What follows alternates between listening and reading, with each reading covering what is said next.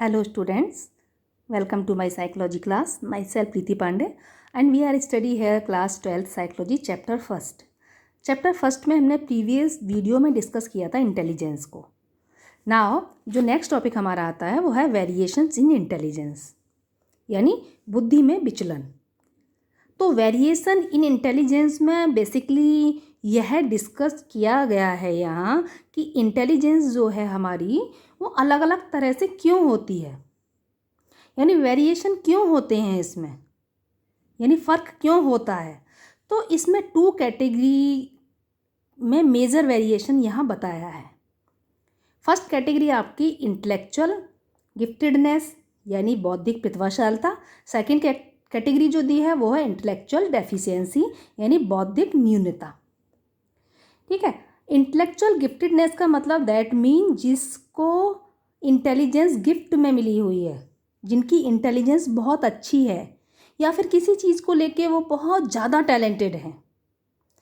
और intellectual deficiency second category जो है वो बौद्धिक न्यूनता, दैट मीन जिसके अंदर थोड़ी सी भी कमी है.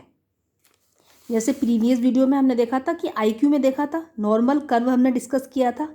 तो कर्व के 70 से कम वाले लोगों को मेंटली रिटार्डेड बोला था, और दूसरी साइड वाले जो हमने यहाँ कर्व बना देखा था तो 70 से कम वाले लोग थे उनको मेंटली रिटार्डेड बोला था, और जो उसके दूसरी साइड 110 से भी ऊपर लोग थे उनको इंटेलिजेंट और गिफ्टेड कहा गया था. ठीक है. तो कर्व के जो लेफ़्ट साइड वाले लोग होते हैं, ये आपका ये कर्व होता है, कर्व के जो लेफ़्ट साइड वाले लोग होते हैं वो आपके होते हैं 70 से कम वाले, यानी डेफिशिएंसी में आ जाते हैं. ठीक है.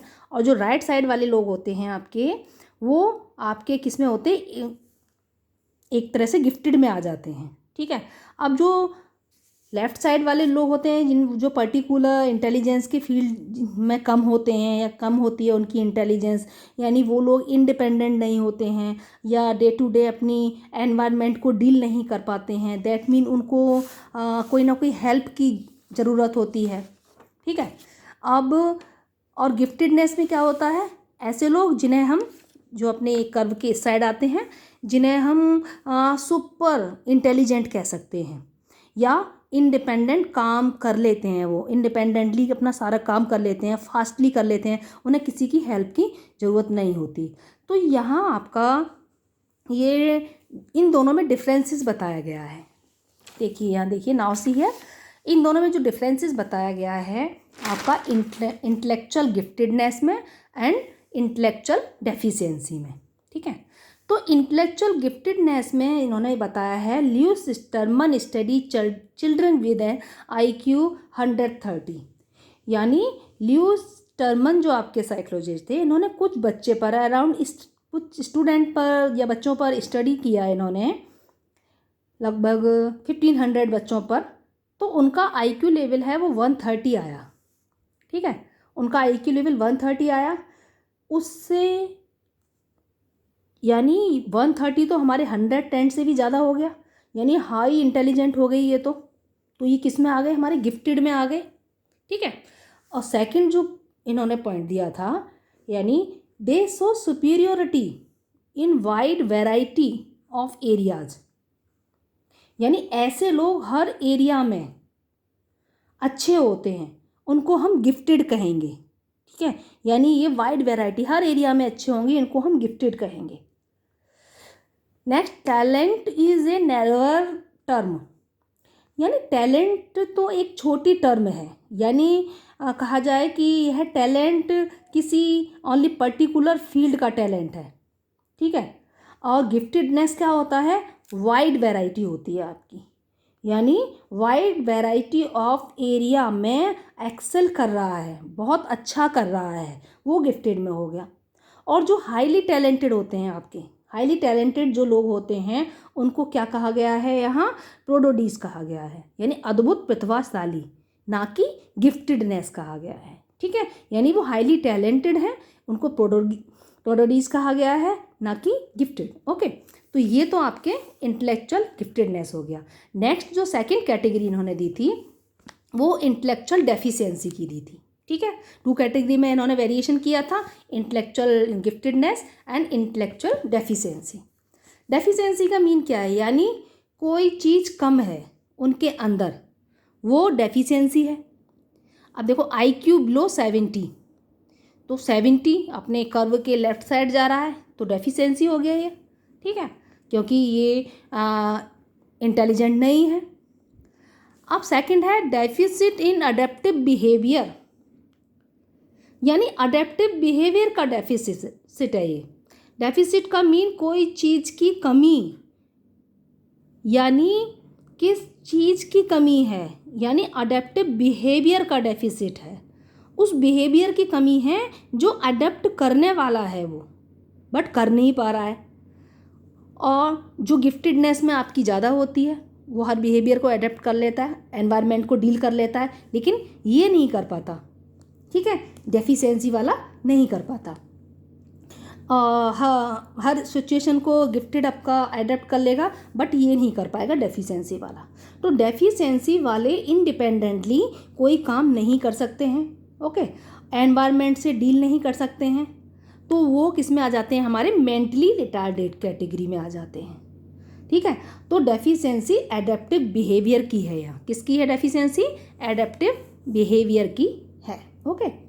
अब इनको जनरली कब ऑब्जर्व किया जाता है, इनको ऑब्जर्व भी तो किया जाता है, हम कैसे पता लगाएंगे कि ये मेंटली रिटार्डेड हैं, तो इनको जनरली कब ऑब्जर्व किया जाता है, यानी कौन सी एज में हम ये आइडिया लगा सकते हैं कि ये इंटेलेक्चुअल डेफिशिएंसी है या मेंटली रिटार्डेड हैं। तो वह एज होती है आपकी 0 से 18 ईयर्स तक की, ठीक है, जो आपकी जिसे हम बोलते हैं डेवलपमेंटल एज, जब वो बड़े हो रहे होते हैं, ओके।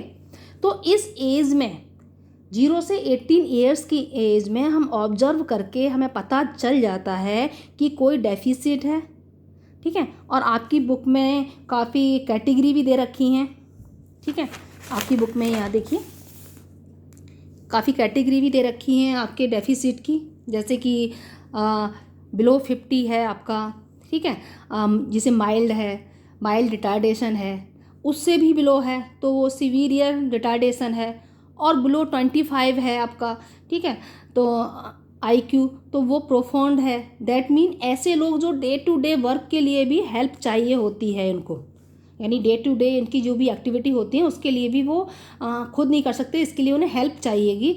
तो ऐसे, तो जैसे IQ लेवल आपका देखा जाए तो जैसे IQ लेवल आपका कम होता जाएगा तो मेंटल रिटार्डेशन आपकी बढ़ती जाएगी, ओके। तो डेफिसिट या डेफिशिएंसी इंक्रीज होगा और IQ क्या हो जाएगा आपका, कम हो जाएगा, 70 से और आगे चला जाएगा, ठीक है, ओके। तो ये थी आपकी, ये दोनों जो थी आपकी, ये वेरिएशन ऑफ इंटेलिजेंस की दोनों कैटेगरी दी हैं, 2 टाइप्स की, गिफ्टेडनेस एंड डेफिशिएंसी, ठीक है, और जो दोनों ही एक दूसरे की आपकी अपोजिट है, ठीक। अब नेक्स्ट जो आता है आपका आगे, ठीक है, types of intelligent test. Types of, next, जैसे किसी की इंटेलिजेंस को टेस्ट करना है तो उसे टेस्ट करने के लिए कुछ डिफरेंट टाइप्स यहाँ बताए गए हैं इस टॉपिक में आपके इंटेलिजेंस टेस्ट के, जो 2 कैटेगरी में डिवाइडेड हैं, ठीक है, 2 कैटेगरी में डिवाइडेड है। फर्स्ट है आपका इंडिविजुअल और ग्रुप टेस्ट, ठीक है, और सेकंड है आपका verbal non verbal performance test, written test. तो ये 2 कैटेगरी आपकी यहाँ बताई गई हैं, जिसमें कि जो फर्स्ट कैटेगरी है आपकी इंडिविजुअल और ग्रुप टेस्ट, इसमें क्या होता है, जैसे किसी एक का करना है, इंडिविजुअल यानी किसी एक का टेस्ट करना है, किसी एक पर्सन का इंडिविजुअली टेस्ट लेना है हमें, तो एक क्वेश्चनियर हम बना रहे हैं, उसमें आप बहुत अलग अलग टाइप्स के क्वेश्चन डाल सकते हैं, यानी मल्टीपल चॉइस भी रख सकते हैं, यस नो वाले भी रख सकते हैं, तो यहाँ ओपन एंडेड भी रख सकते हैं, या जगह खाली छोड़ दी जाती है जिसमें, ठीक है, वह अपने आप कुछ उसमें लिख देगा, इस टाइप के क्वेश्चन। तो इंडिविजुअल टेस्ट जो होता है आपका, वो तो ऐसे भी हो सकते हैं, यानी जिसमें आप अलग अलग वैरायटी को रख सकते हैं, ठीक है, क्योंकि एक ही से लेना है तो इतना ज़्यादा प्रॉब्लम नहीं होगी हमें, क्योंकि हम उसमें कुछ भी रख दें, हमें तो इंडिविजुअली लेना है वो। बट लेकिन जो ग्रुप टेस्ट होता है आपका, जो ग्रुप टेस्ट होता है, जो ग्रुप टेस्ट में क्या होता है, क्योंकि ये ग्रुप टेस्ट जैसा कि नाम से पता चल रहा है हमें ज़्यादा लोगों में लेना है ये टेस्ट, तो ज़्यादा लोगों के ऊपर कंडक्ट कराना है, ज़्यादा आंसर चाहिए, ठीक है, ज़्यादा लोगों को चेक करना है हमें। तो अगर आप इतने वैरायटी ऑफ क्वेश्चंस रख दोगे जो आपने इंडिविजुअल में रखे हैं तो प्रॉब्लम आ जाएगी, तो उसे जल्दी से एनालाइज नहीं किया कर पाएंगे हम, ठीक है, कोलेट नहीं कर पाएंगे। तो जनरली हम क्या करते हैं, अपनी सिंप्लिसिटी और ग्रुप की सिंप्लिसिटी के लिए ग्रुप टेस्ट में मल्टीपल चॉइस ही रखते हैं ओनली, यानी हम उसमें मल्टीपल चॉइस ही रखते हैं वो जैसे जिसमें उन्हें एक आंसर को टिक लगाना होता है। ओके, तो फर्स्ट कैटेगरी में इंडिविजुअल हो गया आपका और ये ग्रुप टेस्ट हो गया, ठीक है, ये फर्स्ट कैटेगरी हो गई आपकी। एंड सेकंड कैटेगरी जो आती है वर्बल, नॉन वर्बल और परफॉर्मेंस टेस्ट की, ठीक है। वर्बल आप जानते ही हो, बोलकर कोई टेस्ट जब लिया जाता है। नॉन वर्बल में क्या आ जाता है, जब कुछ आपको सिंबल का भी यूज हो जाता है, जैसे आपने कुछ चीज़ें उसे दिखा कर दी और बोला कि इन्हें अरेंज करो। नॉन वर्बल में कुछ बोलने की ज़रूरत नहीं है, ओनली केवल दिखाना है। जैसे कुछ चीज़ें पिक्चर्स देखकर आपको काम करना है, विदाउट राइटिंग, लिखना नहीं है कुछ भी, ठीक है। और इसी में आपका रिटर्न फॉर्म भी आ जाती है, जिसमें आप लिख कर भी ले सकते हो, रिटर्न फॉर्म भी आती है, ठीक है। तो 2 कैटेगरी टाइप ऑफ टेस्ट हैं आपके बेसिकली। आगे इस वाले टेस्ट को हम डिटेल में डिस्कस करेंगे नेक्स्ट वीडियो में। Okay, thank you so much.